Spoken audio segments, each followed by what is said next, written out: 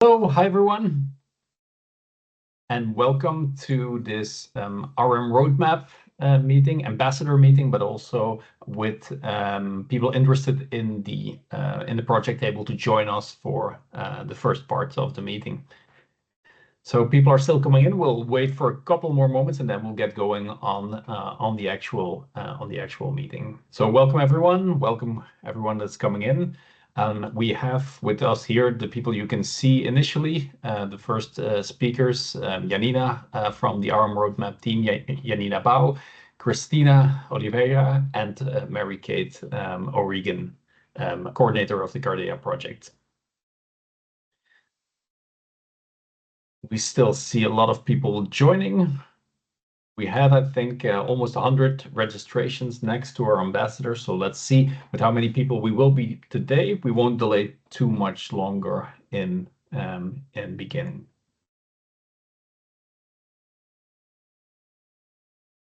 Okay, welcome once more to everyone and the new people who have joined in the meanwhile. Welcome to the RM Roadmap Ambassador meeting. We're very happy to be already, I think, 38 months, of course, into this project with a good 10 months. No, not 38. I don't know, 20. 10 months to go, in any case, in the RM Roadmap project. I want to start by thanking all the ambassadors that are here present today. We couldn't have done it without you getting to this point and also going forward. In a moment, Janina will show the agenda and what we're trying to cover today, and in fact, also tomorrow, and then we'll start going into the presentations. The first presentation we'll be having is from Mary-Kate O'Regan, who is the coordinator of the Cardea project. I know there's people with a lot of experience and a lot of knowledge, of course, about both projects and the surrounding context, but there's also people who have less of that. So I'll just say a few words about this. You have two sister projects, which are RM Roadmap and Cardea. We were funded in the same call, in the same topic, in the larger policy context of the European Research Area Action 17, which is, if we put it very shortly, the research management initiative, so the policy within the ERA guided by the European Commission and the member states on research management. So one, we're very happy that this policy, this group, this momentum, this movement is moving forward very well, and we're trying to support that as best as we can from the RM Roadmap project and from the Cardea project, and many other actors are supporting and progressing so that we get to a better research management world, let's say. In that, there's a very, very important step about to happen, and Mary-Kate will be telling us more about that important step taking place. And for those of you who are aware with the competency framework for researchers, Research Comp, Mary-Kate will be talking about RM Comp, so Research Management Comp. And this cannot be underestimated, I think, in the potential that it has to enshrine research management also into European policy. So that's not the case yet, but that is the plan, and we are quite close to that. So I hope you're also excited together with me to look at to get more information on RM Comp, and then there will be the possibility. I hope it's possible with the format. I'm not sure. We need maybe the Q&A will probably be written. I do think in our session, right? But via the Q&A, you will be able to ask some questions of Mary-Kate.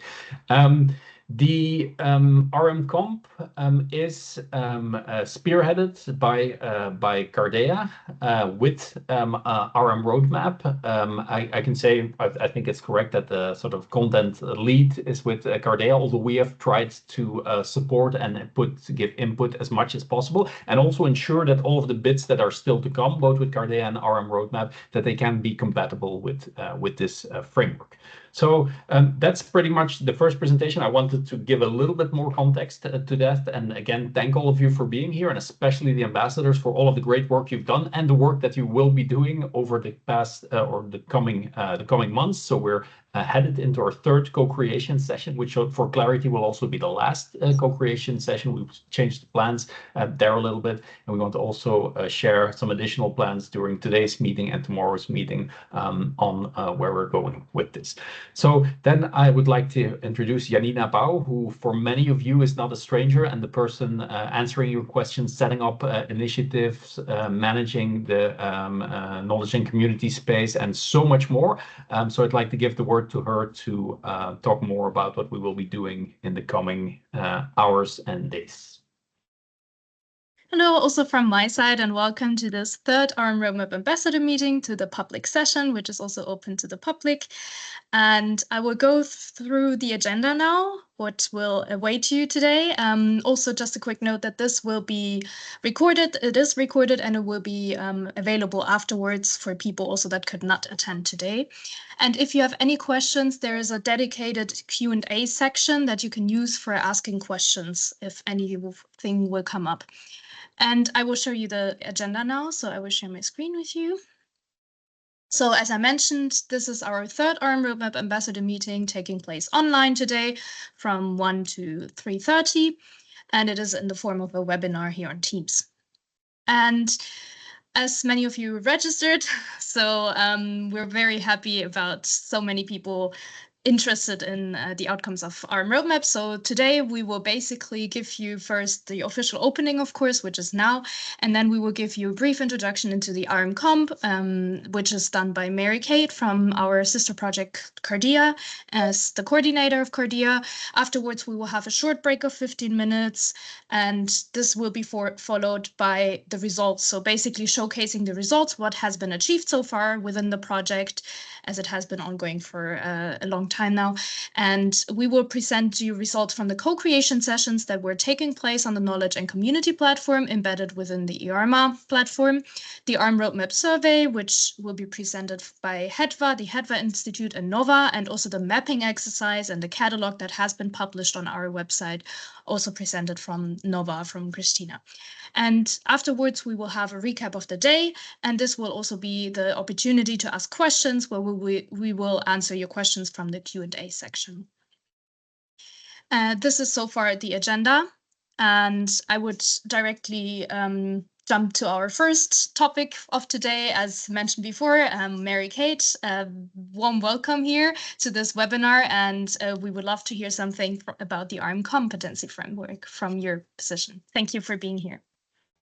Well, thank you as well, and it is a real pleasure for me to be here with you all today, and I am just hoping against hope you can see my screen. Great. And Nick mentioned the collaboration between RM Roadmap and Cardea, and in my view, and I'm sure Nick would agree with me, it was a really worthwhile collaboration to get RM Comp out of our minds and onto the paper, and out of your minds and onto the paper as well. So for those of you who are wondering where this came from, you know, how did we just start writing this research manager competence framework?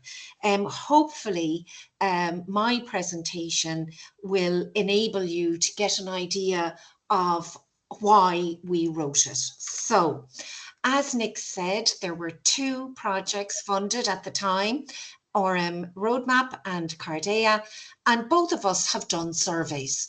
And Cardea completed our survey, and a lot of what I am going to go through with you is ratified by the results of the RM Roadmap survey and also previous surveys.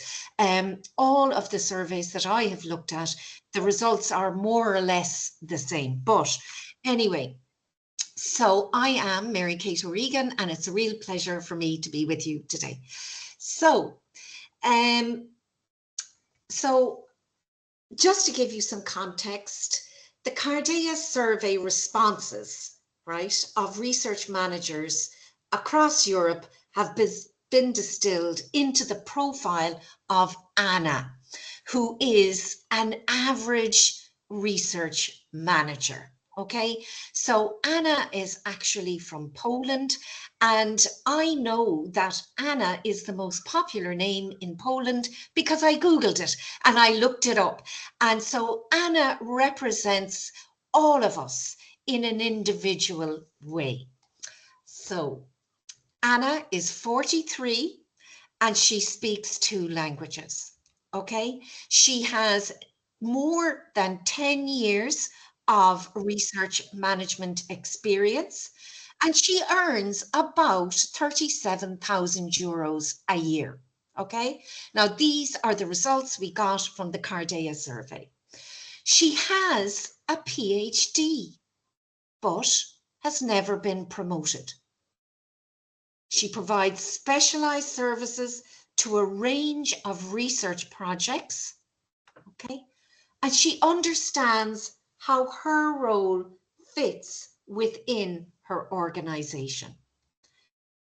Yet, she doesn't feel that her organization values or recognizes her contribution to research management.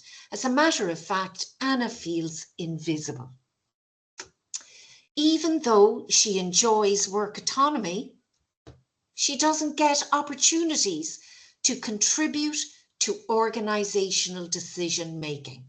So you have the hierarchy all up here, making all these big decisions, and there's Anna working, and her voice is not heard. And her actual profession is not even recognized in her own home country, or for that matter, until very recently, the European Commission, right? So when we asked Anna, what would she like? These are the 4 things that she asked for: career visibility, a competence framework, inclusive of a progression model, a promotional framework, and a definition of the role of research manager. So I took this, as did Nick, right? We took this very seriously and we said, okay, come on, we have to pull up our socks. This is what Anna is asking for. Anna's working in an office in Poland and she is feeling completely unheard and undervalued, right? So then along came Action 17. And thanks to Action 17, by the way, Anna now has the possibility of career visibility, a competency framework, a promotional framework, and believe it or not, after many discussions, the definition of the role of research manager. Okay, so this is the definition. In my view, and I think Nick agrees with me, and we are hopeful that all of you will also agree with this, and of course you may not, but research manager is an umbrella term which encompasses a wide range of management roles and specializations at the interface of research under a single classification. It serves to group together multiple research management roles and specialized subject matter experts that share common role objectives and competencies within public and private sector research performing organizations. So really what we're saying is research managers enable, facilitate, and support the performance of research in all its applications. Research managers hold generalist or specialized roles within the research and innovation ecosystem. So this is the definition that we can stand over, and we are hoping that this resonates with all of you through your co-creation exercises within RM Roadmap. So why what were the aims? What was I thinking about? And what were we all thinking about, I suppose, when we were thinking about a competence framework for research managers? We were thinking about consistency and coherence. It has to be user-friendly, because if it's not, no one will read it. It has to enable career training and development. It has to have research manager career architecture language built into it. And it has to be a tool for encouraging the importance of research management careers. So that was sort of what was in our heads when we were thinking and when we were beginning to write this. So it has 843 learning outcomes in 9 competence areas, with 53 competencies in all. So that's quite a lot. So we have 9 main competence areas. We have 53 competencies associated with those 9 main competence areas. And in each of the 53 competencies, there are 843 learning outcomes.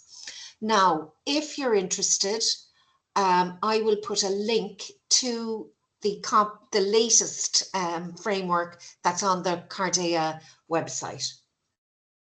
So what were the main competence areas that research managers identified as important to them?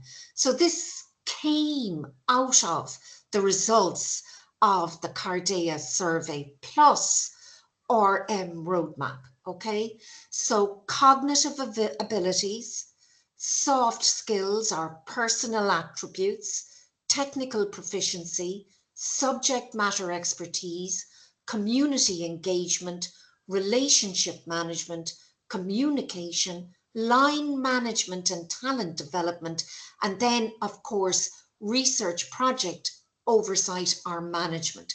Those were the competencies from a whole list of competencies that were included in the Cardea survey. Those were the ones that research managers felt related most to their roles. So also we have a competence progression model, just like the researcher comp. Okay, our competencies are foundational, intermediate, advanced, and expert. And here we are using the exact same terminology as was used and articulated in research, in the research competence framework that has just recently been published. So for foundational, we are saying it's developing expertise and guidance. Intermediate, it's building independence. Advanced, it's taking responsibility and guiding others. And expert, it's driving transformation, innovation, and growth.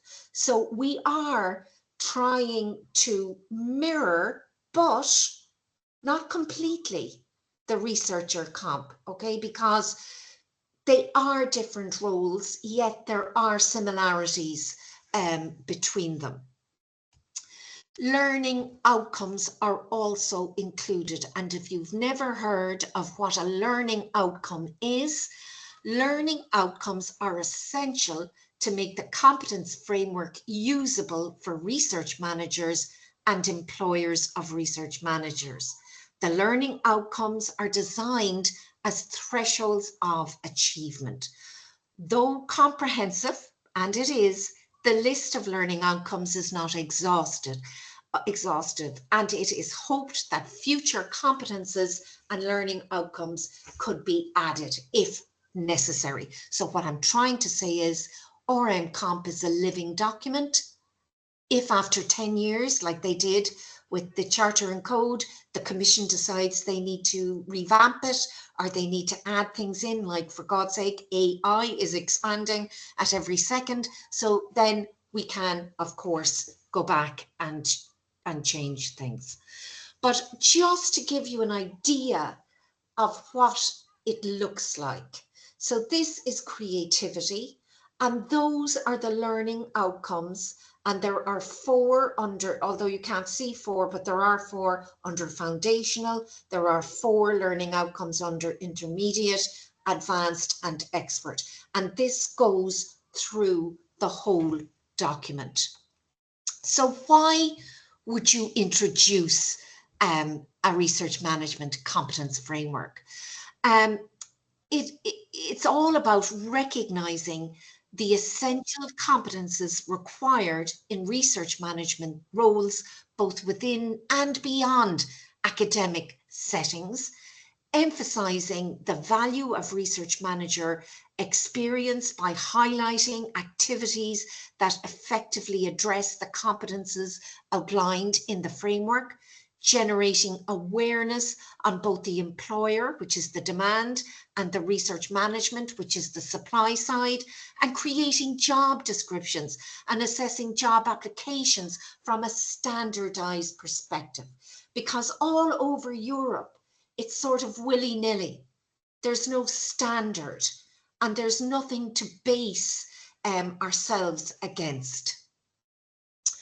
It's assisting research managers in mapping their competencies to establish personalized development and training plans, which will enable continuous monitoring of career progress, mapping the collective competences within a team to identify any gaps or redundancies, ensuring alignment with mission or the organizational objectives, identifying skills needs and shortages at regional, national, and European levels, supporting the planning and design of training programs, aligning them with the desired learning outcomes, okay? And then tailoring career planning programs to meet the specific needs of research managers. And of course, RM Roadmap rightly identified these provisions. To adopt and adapt the model, it is important to consider the following aspects. Entry point is possible at all levels. And that's really important because if you see a research manager role that is, let's say, you know, at a senior level and you wish to apply, you should be able to apply, right? Professional development is possible not only vertically by moving from foundational to intermediate, but across the different specialties. Leadership as such can be present in all competency or specialization areas, which should be also recognized and awarded at institutional level. And the ultimate aim is not to provide strict categories and upper limitations, but potential and diverse career pathways towards career development. So that is something that's very important and is included in the RM Comp. So the objectives: simple, interoperable between academia, not-for-profit, research supporting organizations. It's consistent, it's transparent, and most importantly, it's for all research managers. So I'm often asked, okay, that's great, there's a competence framework, but what else is there? So Cardea is developing an open badge, which is a free micro-credential from the University of Macerata. And this training will be available on the 24th of November. Okay, and so if you go through the training, you can get a free micro-credential in research management. We have also developed a toolkit to go alongside the RM Comp because it's holistic, right? There's professional development plans, a self-reflective toolkit, a self-assessment tool, a training needs analysis for the individual and for the organization, and information on mentoring, and these will all be available through the Cardea Academy on the 24th of November. And we are also in the process of drafting a European Charter for Research Managers, because it's the whole picture. So RM Comp is really important, but it is part of a bigger picture. And the goal of the European Charter is to promote professionalization and recognition of research management. So here we have the maturity model, and this is RM1 to RM4, which I'm sure you all recognize. It's like R1 to R4, and this is not linked to the competence framework, but if your organization chooses to, they can use it. So it's first stage research manager, recognized research manager, established research manager, and senior research manager. So it is a maturity model for research managers, which is very similar, but not exactly the same as that which was adopted for researchers, R1, 2, or 4. So here it is again, the 9 main competence areas which were identified by research managers throughout Europe. And Anna says, thanks for really listening to me. So that is it. And I'm going to stop sharing. And I am not sure, Janina, if you will be circulating my presentation to everybody, but I'm quite happy for you to do so. And I would also just like to put a link into the, have I just 1 second left? Sorry, you've got plenty of time, Mary. Have I? Great. Okay, I just want to show everybody something. I'll just share my screen again. This is the Cardea website. Yes, we don't see it yet. I also want to invite anybody who has questions to start typing them into the Q&A, not the chat, please, into the Q&A. So can you see now it now? We see it. Yes, yeah. Now we see so it. Yeah. This is what we have so far, okay? So here is RM1 to RM4, okay? And there you can see the very nice graphic. But here are profile descriptors for first stage research manager RM1, RM2, RM3, and RM4. And here is a draft of RM Comp. This is the latest version, May 2024. And we have 9 competence areas, but Cardea had 8. So just for transparency, RM Roadmap added another one, which was great, and we welcomed it, but I'm not putting it on our website, Nick. You know, I didn't know if I could or not or whatever. Anyway, look, there you go. That's it. And we have, and you can see how this developed. These are all the living documents, and we also have the survey report of the 855 research managers who answered the Cardea survey. And this is how we built out RM Comp, right? So, and there's the Cardea data set, which you can look at all the data, it's all there. And I'll just put a link to this. So this is all here for you guys to take a look at if you wish. And I'll put this into the chat. And I'm very, very happy to answer any questions. All the information is there on that link. So I will stop sharing now. So thank you very much, Janina. Thank you very much, Mary-Kate. This presentation will also be shared afterwards. So we already have received some Q&A, so some questions, so I will just read them out loud. So the first one for you, Mary-Kate, would be, who would you consider the main potential users of RM Comp? So for me, it is very important that research managers use it, obviously, but also the employers of research managers. Because within that document, there is so much information for them to enable their own staff, their own research managers, through career progression structures, through learning outcomes, to creating dedicated training for their research managers. But the hope is, I suppose, Janina, not to stop there. What I would really love is if it is published by the European Commission, fingers crossed, it would be wonderful, and that it would be, I suppose, beginning to be adopted by member states as a way of actually categorizing the role of research manager in a more structured way. And Nick, I see your hand is up there.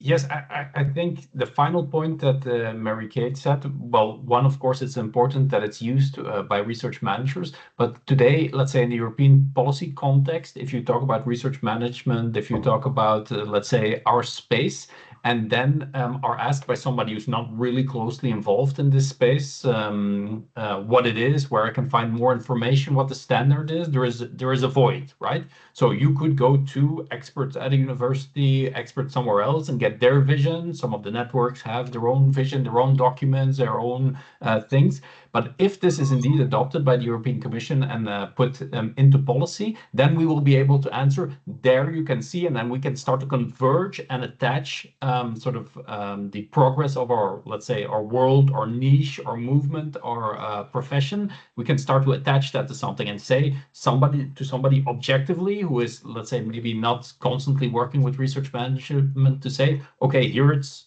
written, enshrined, standardized up to a degree, an anchor point in any case, a competency framework, a charter, number of other things for policy and making purposes. So that will be highly, highly important going forward. Yeah, thank you very much. So we have more questions here. I see a question. Are you planning to implement the RMComp at UCC?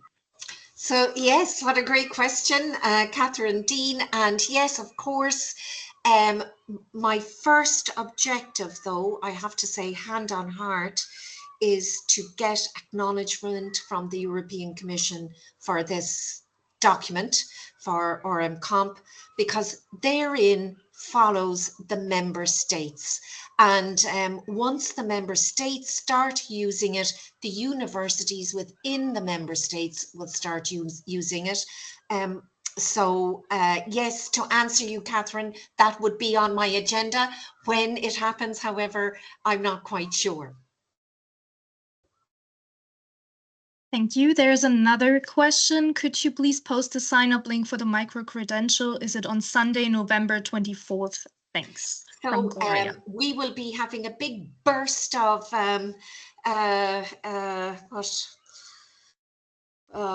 we will be putting it out there, the link and all the rest of it. But you have a link to, I've put a link to, I'll put it in here, right? I'm going to put a link to the Cardia Academy, right, in the chat. Where's the chat? Here it is. And when the modules are ready, okay, when the modules are ready, you will access them through the Cardia Academy.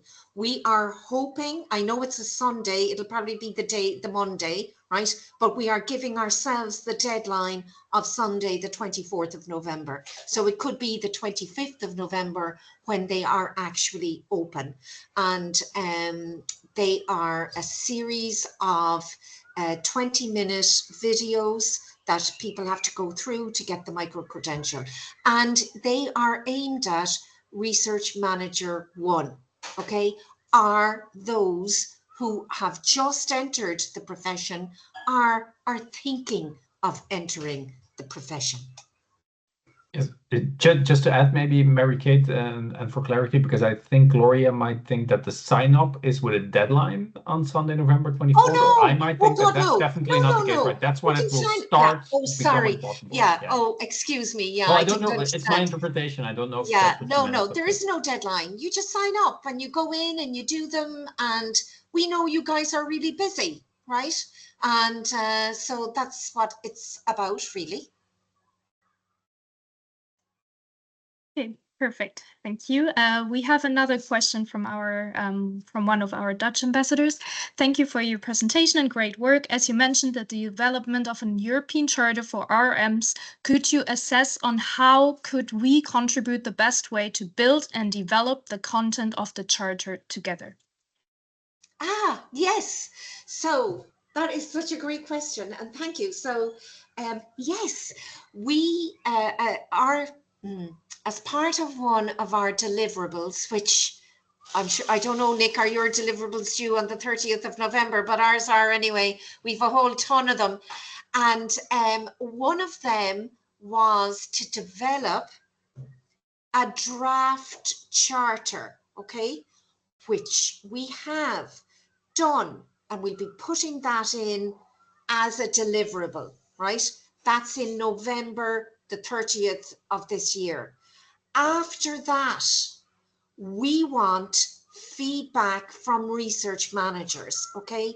We have, I suppose, a draft, and we have also been working with the European Commission on it. We are trying to take into consideration the new charter for researchers. But of course, it's not the same job. We're not doing the exact same things. There has to be differences. But yes, once we get through putting it in as a deliverable, we will then be putting it out there for consultation and, all of your feedback. Yes, we want your feedback, is basically what I'm saying here. Yes, and while we collaborate very closely with Cardea, this is a Cardea activity, just to be clear. So in the regular co-creation process that we're doing, and then the items to come, we have not foreseen anything on the charter ourselves. So a charter is not, although we welcome it very much, and it's one of those elements that needs to be put in place. Let's say in the bigger picture, it's not an RM roadmap activity. Although we are very happy for people to give as much input as possible, and as Mary-Kate and Cardea can handle and welcome. Perfect. We had a second question regarding this, but I guess we already addressed this topic. There's another question. Would this RMComp be implemented across Europe? Any plans for that? Yeah, that's my plan. But I suppose, nobody can tell a member state what to do, right? Like you can't say you must do this and you must do that. If it is published by the European Commission, that's the first step. And that's actually acknowledgement as well, So I will, of course, and I'm sure if it goes down well, research managers will be trying to get it implemented within their own organizations. I'm thinking, how can we fit it in with HR Excellence in Research, for example, which was a really good way that the Commission enabled universities rather than member states to start, making improvements on terms and conditions for researchers. So I'm kind of thinking, I wonder, would HR Excellence in Research be a good vehicle to introduce the research manager competency framework as well? But yes, it would be wonderful if it could, but if it works, I think it will anyway. Perfect. Thank you. We have one more question so far. So please, if anyone has more questions, please ask in the Q&A. So there's one comment and question. Great work, but I still struggle with some competencies names. What is the difference between soft skills and transversal skills? Aren't they the same thing? However, they are used in two different competencies. Also, soft skills are too important to be called soft. I would not use this term. So amazingly, the soft skills are came from, here's Virag. That's oh, that's not Virag, I don't think. So the soft skills were introduced by RM Roadmap. And I don't know if Virag just joined, Nick, or not. I thought I saw her name coming up. No, there. it was somebody else. But she will be here later on, I think, or she's already here. What I am going to do now, if I can find it, is show you a document that I'm going to show you the whole document basically, and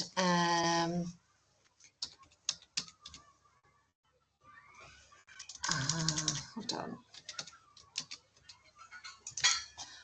And in the document, okay, there are definitions of every single competence that is included in RM Comp.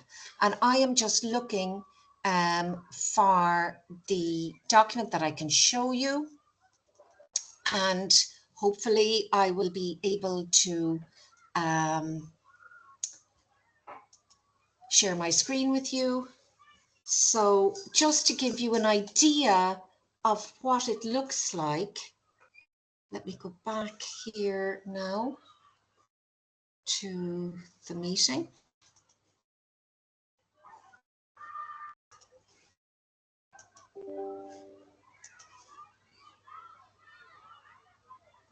So, sorry now, I just got confused with all the documents. I hope I'm not taking up too much time here, Nick.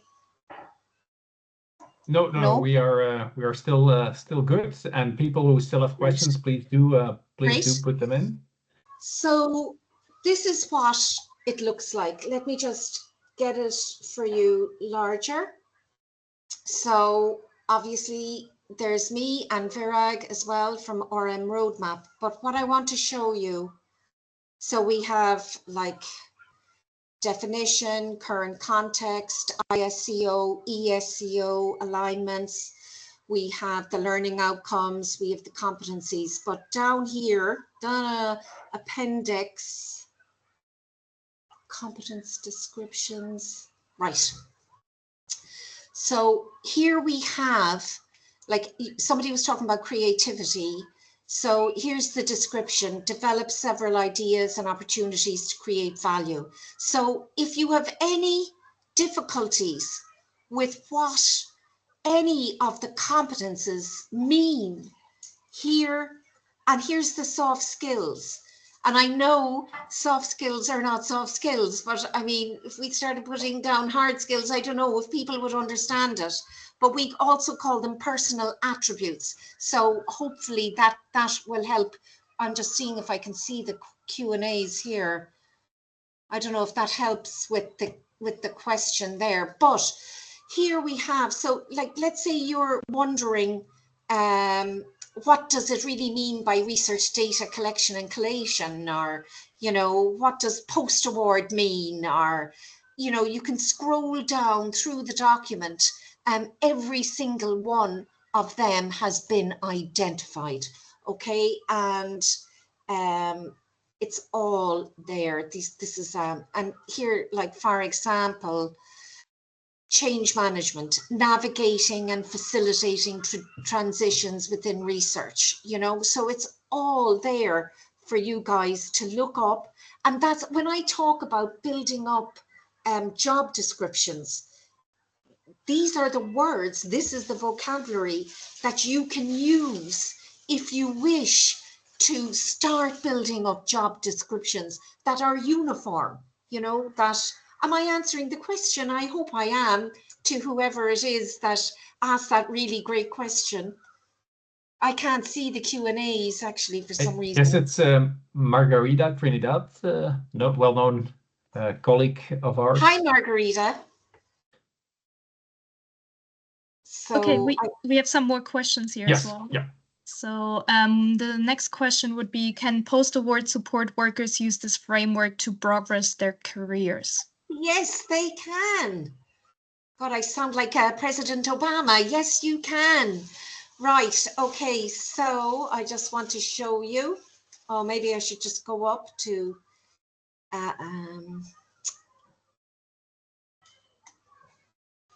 so I'm just going to go to the competencies. So here's cognitive, soft,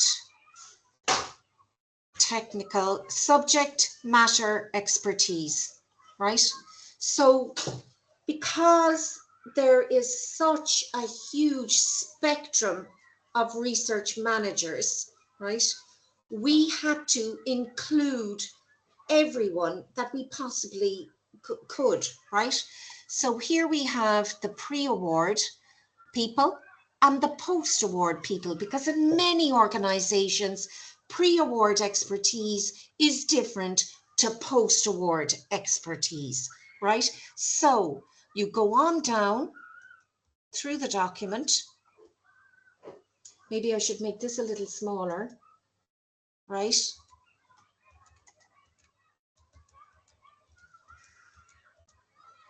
Sorry now, folks. Legal skills. All right. So was it pre-award? So here are the foundational, intermediate, advanced, and expert for pre-award, right? So, you know, let's say you come in at the beginning and you're like, oh my gosh, I'm lost. I don't know what I'm going to do.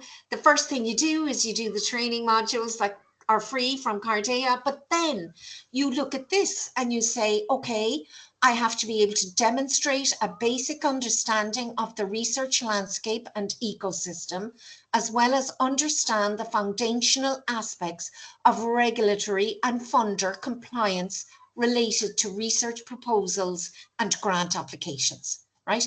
And you go down through this one. Oh, of course, it won't do that for me now. And then you go to number 2, and you like handles effectively the basic administrative tasks and adheres to basic communication skills, right? So then you're at foundational for a while and you're thinking, wow, I'd really like to progress. You might look at intermediate and you might say, okay, I need a bit of training in this, or I need to figure out what I need to do to make it to the next step, and so on and so forth. So that's pre-award. We have it for post-award as well, for those of you who are involved in post-award. Actually, we have it for nearly all of them. And I have to say it nearly killed me to do all that. It was really hard, but there they are. Okay, Janina, are there any other questions? Yes, actually, someone is just asking where they can find this document that you're just presenting now. Yeah, I know. And actually it's with the Commission, and the one that's on the website is an older version. It's not the most up-to-date version, but let me see. Cardea, I'm just going to download it so you can all see it. So it's under competence framework. Okay, so you can't miss that. RM1, RM comp. So see latest version, that's May, right? And that's not actually the latest version. The latest version is the one that the Commission has. But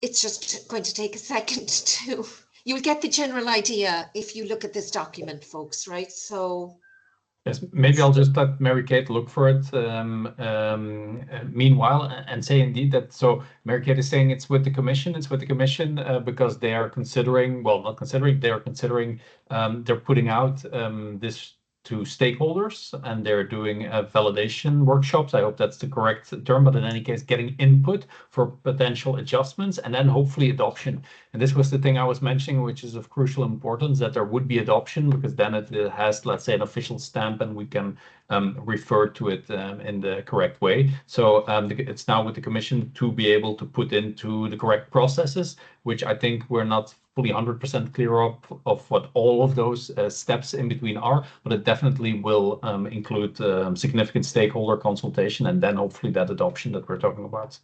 Yeah, so this is the document that's on the website, on the link that I said I sent you all there. So you can take a look at it. It's not the most, as Nick just said, it's not the most up to date. There are mistakes in it as well, because the one I sent to the Commission, I really went through it like mad, and so did Nick and Virag. So, you know, but it's an easy to use version. And, you know, we've separated out pre-award and post-award for the EU version, but this you can see is pre-award, post-award, it's all together.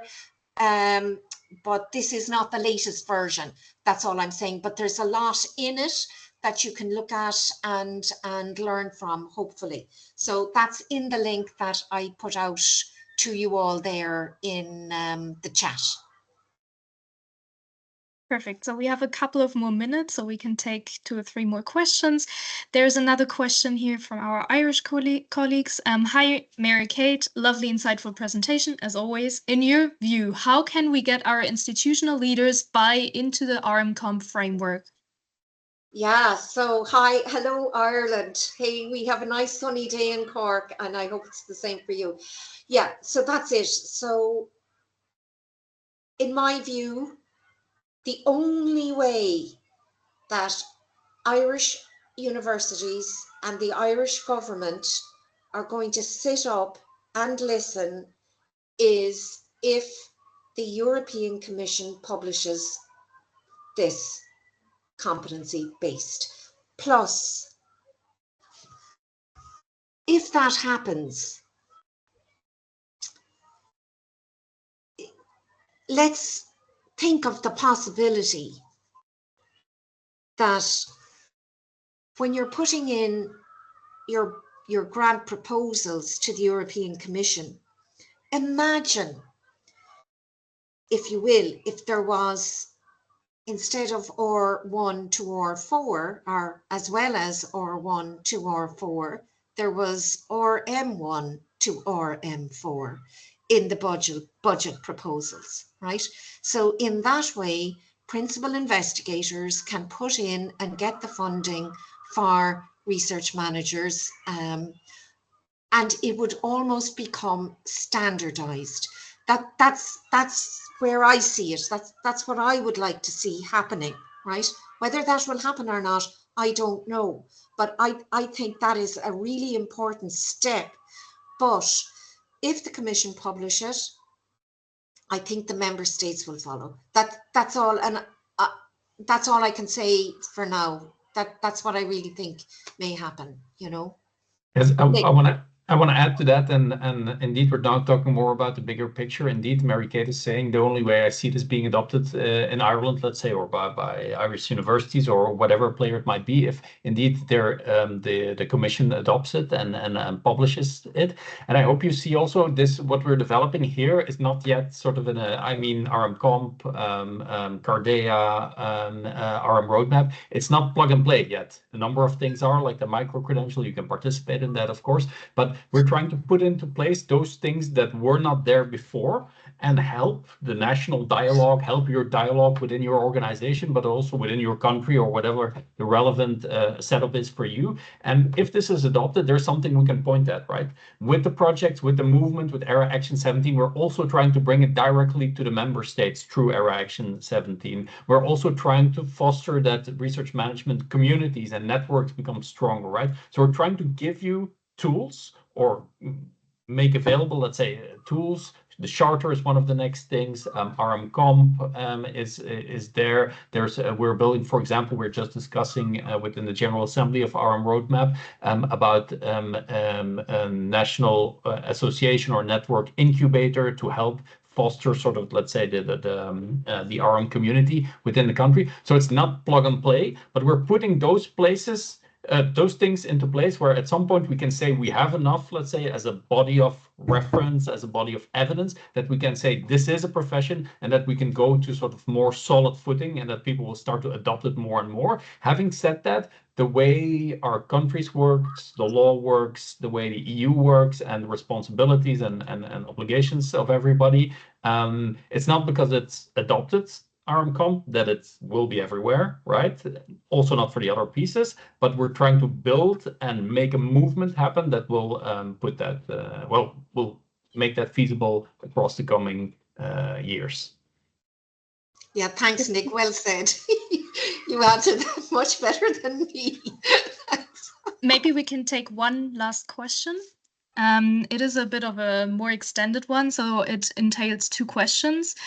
The first one, in the document RM1 First Stage Research Manager are RM in the first 2 years of their activity. There are no further references to years of experience for the other RM profiles, unless I am mistaken. And on the other hand, it is clear that you can access directly to any RM stage. My question is, should the reference to RM1 to 2 years experience be eliminated, or rather a minimum experience in other RM profiles included?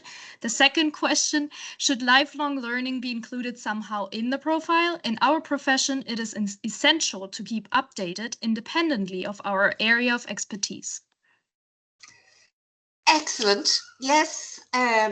When I first wrote down the profiles, by the way, for RM1, RM2, RM3, and RM4, I had years on each of them, okay, and I was shot down very quickly. So I suppose, you know, everybody has to start. I mean, it's very hard when you're thinking about entering into a profession. Like, you know,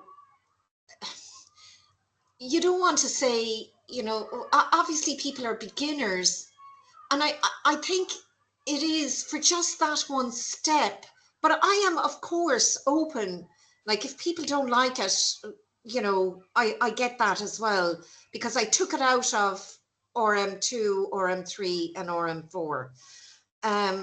But I just kind of think that when people start in a research manager job, like I remember when I started and I didn't have a clue, right? I had to Google was my best friend. I remember I even had to Google things like, what is SFI? Okay, I mean, God almighty, when I think of it now that's years ago, right? Years and years ago. But I think it is a vulnerable time in anyone's career. And, you know, I just think it should be acknowledged in some way, and the people should be protected in some way. And that's why I have it in there. But look, this will be going out not just to you guys, but to, as Nick was saying, to the ERA. And I'm not sure what people are going to be saying about it. People representing their member states, maybe they like it, but they won't like it, I don't know. And we'll certainly be getting feedback. But hand on heart, I understand what you're saying completely. But I would like to leave the 2 years for the first one. Now, I can't remember the second part of the question. And the second question was, should lifelong learning be included somehow in the profile? In our profession, it is essential to keep updated independently of our area of expertise. So lifelong learning is sort of implicitly implied, in, as far as I'm concerned, in this whole framework, without actually spelling it out. Now, I suppose if people want it in there, we can easily, because we all, like, look at, we all have to learn all the time. So I suppose for me it's implicit, but maybe if more feedback comes back, of course I'll be open to putting it in. Not a problem whatsoever. And Nick, I see your hand is up. Yes, no, just to, we need to wrap up the session now and go to the break. So I want to thank Janina and Mary-Kate for guiding you through this session, the presentation, and all of the answers. So much more to come on that. But now, after the break of 15 minutes, we'll be talking about the results up to here for RM Roadmap. And once again, thank you, Mary-Kate. Thank you all. Take care. Enjoy the rest of the sessions.